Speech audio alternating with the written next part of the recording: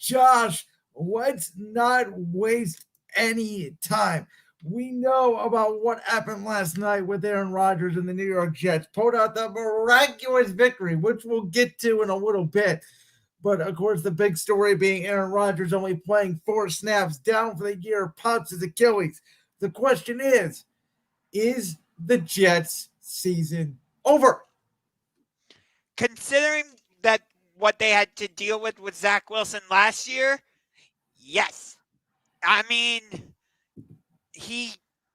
they got to 7 wins, and if they had reasonable quarterback play, they would have made the playoffs. But they didn't get reasonable quarterback play. They were in a position to win that game in New England last year, and Zach Wilson couldn't get it done. Well, it's Zach Wilson against Bill Belichick. I mean, come on. I mean, Bill Belichick makes all young quarterbacks see ghosts. From what I saw last night and from what everybody saw last night, the 20-something million people that were watching Monday Night Football, because football is the greatest sport in America, we are glad it is back.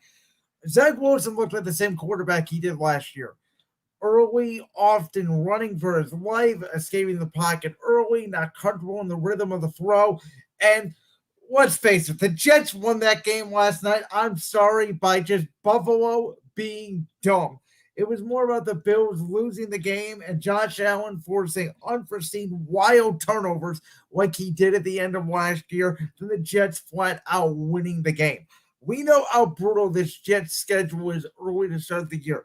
They got lucky last night by winning that game at home against the Bills. You got Dallas coming up. Then you got New England as well, followed up by Kansas City at home, at Denver, and at home against Philadelphia. That's a 2-4 start at best, and we said that with Rodgers. This team, to me, they're going to win now like 6 or 7 games. Their season is pretty much over. But I will say this. The good news is, obviously, we're both based in Cleveland, Ohio. I actually think the biggest beneficiary of Aaron Rodgers going down is the Cleveland Browns.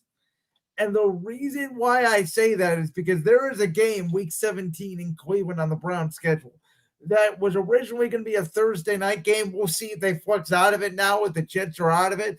But I add that between the Jets and the Browns basically being for the final playoff spot in the AFC. And I think the Browns now, especially with all these Steeler injuries, like if the Browns can get to 2-0, and with this Aaron Rodgers news going down for the Jets, I think them, along with New England, because now I think New England, add an extra win to their schedule. Like, there are doors all of a sudden that we didn't think could be opening in the AFC that are now open. Okay. But here's my thing with the Jets is, again, it goes back to the same issue. It's the reason they got Aaron Rodgers.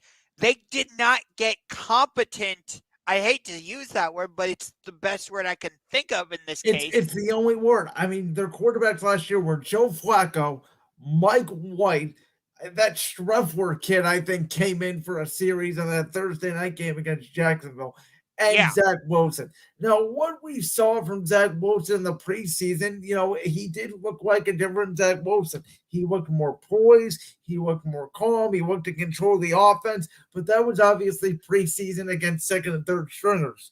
What we saw last night was, again, him escaping the pocket early, not in rhythm of the offense. The throw and the catch by Garrett Wilson, which was maybe the catch of the year in the NFL already, that was all Garrett Wilson. That was actually a horrible throw by Zach Wilson that Garrett Wilson had to come back to the ball for.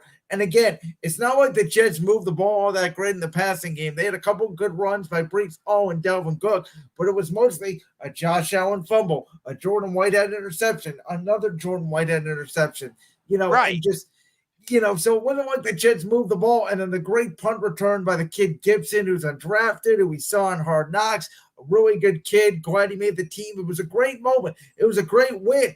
But nonetheless, if you're a Jets fan, you're sitting there going, we won that game, and I was thinking about this. You're sitting there, and if you're a Bills fan, you were like, we turned the ball over 4 times. We should be losing this game by 10, 15 points. and yet we have a chance here in overtime to win the game. That to me is incredible, and it shows you that Jets offense without Rodgers is, dare I say, absolutely nothing. I mean, the Dallas Cowboys whooped the New York Giants on Sunday Night Football That 40 to nothing. that We game was over 2 minutes in. It was over before the block kick. I said on Tuesday when I was with you, I said Dallas was gonna kill him. I didn't understand the line. Yeah, I mean that Sunday night game was a disaster, but last night made up for it very intriguingly. But the reason I bring that up is because if Dallas can do that to the Giants, which I'm not putting too much stock into that game because I ain't get all the hype around the Giants anyway. Because yeah, they made the playoffs, but I think they won more because of what Minnesota couldn't do rather than what New York was able to do. If that makes sense. Um, but like if the Cowboys, nonetheless, if the Cowboys defense was able to play like that on Sunday Night Football, imagine what they're going to do at home against Zach Wilson. Think about that. The one thing I'll say is football is about matchups, and the Giants, right tackle Evan Neal did not block well against George Armstrong, Michael Parsons, anybody. The Jets right tackle we know is Mikael Becton, former first round pick, wanted to be a left tackle, did not make it out there. They obviously brought in that Dwayne Brown, a left tackle. So the Jets offensive line is going to be need to hold up, and I don't think they're going to be able to. But I don't think this is a rout. Like I think the spread right now is 7.5, 8 points. The Jets defense is going to keep you in a lot of ball games, and Sauce Gardner and that defense, if they can make a couple of plays, if the Jets are able to run the ball, if they don't get behind early like the Giants did, I agree with you. I don't think they're going to be able to score much, but is there a world where the Jets could win this game 13-10? Yeah, there is. I don't see that. I genuinely do not see that.